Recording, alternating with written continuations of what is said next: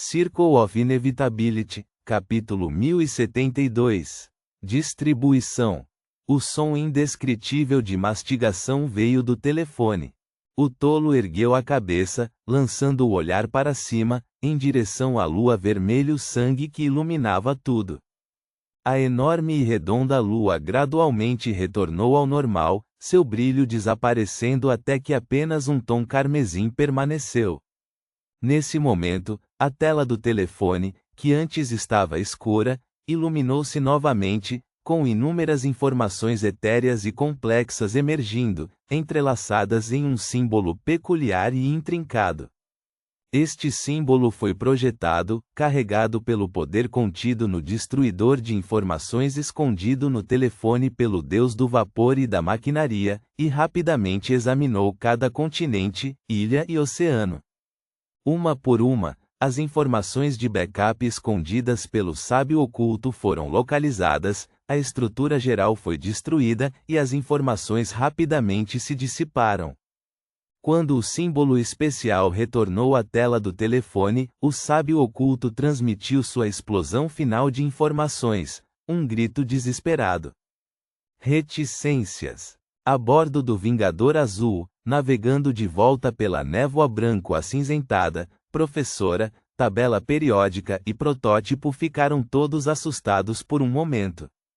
Eles trocaram olhares e, finalmente, a professora perguntou a Franca e ao capitão: "Vocês ouviram um gemido ou um grito?" "Não." Franca balançou a cabeça. O enforcado também disse: "Não ouvi nada." "Todos nós ouvimos." Franziu a testa da professora sob a máscara de borboleta, mas era fraco, como se viesse de muito longe. "Sim." Tabela periódica e o protótipo também indicaram que ouviram um som semelhante. Franca pensou por um momento e então disse: "Não se preocupe, ouvir sons estranhos nestas águas é normal. Apenas ignore e não leve a sério." Com isso, Franca sorriu. "Pense pelo lado positivo, talvez tenha sido o grito do sábio oculto antes de sua morte." O professor e os outros se entreolharam.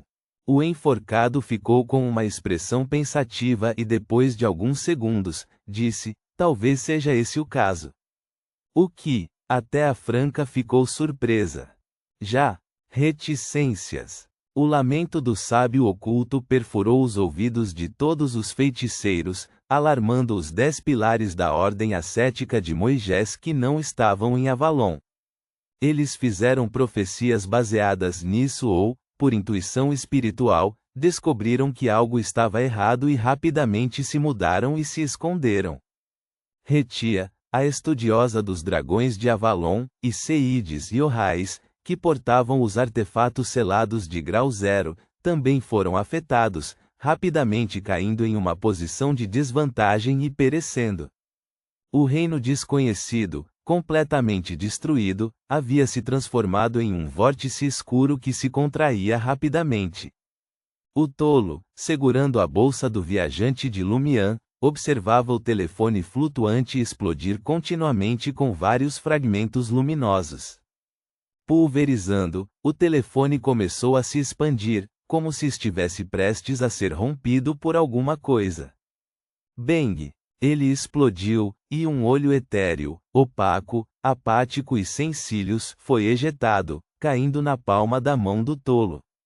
Os componentes espalhados do telefone, tingidos de um leve vermelho, se contorciam como se estivessem prestes a dar à luz novas peças. Eles foram bloqueados pelo vazio repentinamente escurecido e retraídos para dentro, convergindo rapidamente para a esfera etérea, dissipando-se junto com ela. O tolo, junto com as características de Beyonder que haviam sido expulsas anteriormente, também desapareceram. Reticências. Lumian sentiu como se tivesse dormido um sono longo e sem sonhos, todo o seu ser calmo e em paz dentro do abraço da escuridão. Depois de um período de tempo desconhecido, ele finalmente abriu os olhos e se viu no reino vazio e sombrio atrás do espelho. Ele se levantou e saiu da superfície de vidro, seus olhos refletindo o antigo e dilapidado palácio usado para as reuniões da Sociedade de Pesquisa dos Babuínos de Cabelo Encaracolados. Atrás dele estava a cadeira gigante de pedra, na qual estava o espelho, adormecido, que ele havia feito para si mesmo, com a superfície marcada com padrões vermelho escuros, como se inscritos em sangue fresco. Esta foi uma preparação premeditada. Com a ajuda de Madame Hella, ele colocou o espelho, adormecido, na nação da noite eterna para isolá-lo de possíveis corrupções. Quanto ao motivo de ele não ter escolhido a área acima da névoa cinza, ou colocado o espelho, adormecido, ao lado do trono do tolo, foi porque isso teria isolado não apenas a corrupção, mas também a própria ressurreição de Lumiã. A menos que fosse o próprio tolo ou que ele respondesse a tempo acima da névoa cinzenta, as características de Beyonder de Lumiã não poderiam ser transferidas para a área próxima ao trono do tolo, e a consciência e o espírito dentro do espelho, adormecido, não seriam restaurados. Além disso, esse tipo de ressurreição exigia passar pela névoa branco-acinzentada, e havia uma grande probabilidade de encontrar outras formas de corrupção, já que o tolo estava apenas nos estágios preliminares do despertar, não totalmente acordado. Lumiã relembrou os eventos anteriores, confirmando que o sábio oculto havia, voluntariamente, entrado no alcance efetivo do destruidor de informações. Ele pegou o grande espelho de pedra montado na cadeira e o levou até o rosto. O espelho, do tamanho de uma cabeça, refletia um belo rosto com olhos azuis claros e rasos. Lumiã falou para o espelho: o sábio oculto está morto. Todos os feiticeiros não precisam mais se preocupar em serem doutrinados à força por ele. O lindo rosto do espelho se abriu em um sorriso aliviado e radiante. Depois de alguns segundos, Lumiã, como de costume, recitou o encantamento correspondente para deixar o antigo e dilapidado palácio e retornar à luxuosa vila. Jena, que era responsável pela limpeza, tinha acabado de voltar para casa e soltou Ludwig de trás de um de seus espelhos. Esta foi uma precaução caso a sorte de Jena fosse muito ruim e ela encontrasse diretamente o santo da ordem ascética de Moisés segurando um artefato selado de grau 0. Ludwig lambeu os lábios, um pouco triste. Tanta comida deliciosa e ele não conseguiu comer nada. Vocês dois estão bem? Franca, que já havia retornado, perguntou preocupada aos dois companheiros. Lumiã riu baixinho. Não importa se eu estou bem ou não, o importante é que algo deve ter acontecido com o sábio oculto. Jena aproveitou a oportunidade para dizer: a Madame Mágica disse que os despojos serão distribuídos pelo Senhor Tolo.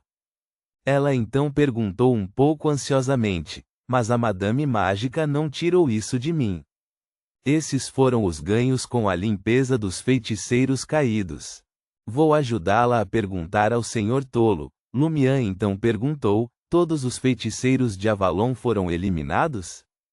Jena balançou a cabeça. Eu limpei aqueles que caíram e se tornaram malignos, e eles ainda estão em seu período de silêncio, mas não sei sobre o lado negro de Avalon. Eu os entreguei a Madame Eremita, que disse que selecionaria um lote para enviar à Igreja do Tolo para reforma, e os restantes ainda estão no navio, para ela reformar. Com um humor agradável, Lumiã perguntou curiosamente: você descobriu algum segredo no lado negro de Avalon? Não. Enquanto Jena balançava a cabeça, Lumiã fez uma pausa repentina. Então ele disse a Franca e Jena: o Senhor Tolo convocou uma reunião de emergência. Reticências. Acima da névoa cinzenta, dentro do majestoso palácio. Várias figuras surgiram, ligeiramente desfocadas, de cada lado de uma antiga mesa de bronze. Esses eram os portadores das cartas dos arcanos maiores envolvidos na busca pelo sábio oculto. Boa tarde, Senhor Tolo Tio, Madame Justiça foi a primeira a se levantar e se curvar. Aparentemente, devido à morte do sábio oculto, muitos feiticeiros foram salvos, e seu tom estava mais animado e enérgico. Depois que todos os portadores das cartas dos arcanos maiores terminaram suas saudações e se sentaram novamente, o senhor Tolo, na cabeceira, bateu levemente na borda da mesa de bronze. A estudiosa dos dragões Retia foi morta, mas não morreu completamente. Há um feitiço relacionado à ressurreição e ocultação na reencenação mística que ela criou. No entanto, isso não é importante, pois nosso objetivo principal foi alcançado. Ao ouvir o anúncio do resultado feito pelo Senhor Tolo, o coração de Lumian se acalmou. O sábio oculto estava realmente morto, morto além da morte. Naquele momento, ele estava tão feliz que queria dançar com Franca ou Jena. O tolo olhou para cada participante e disse em voz baixa: a singularidade do sábio oculto pertence ao deus do vapor e da maquinaria. As características de Beyonder do Imperador do Conhecimento, contendo as sequências 9 a 1, serão destinadas a Bernadette, incluindo a assistência que ela prestou no sonho. A Igreja da Noite Eterna receberá o artefato selado grau 0 da loucura destinada e as características de Beyonder de Seides, que foi corrompido por este artefato selado. Além destes, eles também obtiveram vários artefatos selados de grau 1.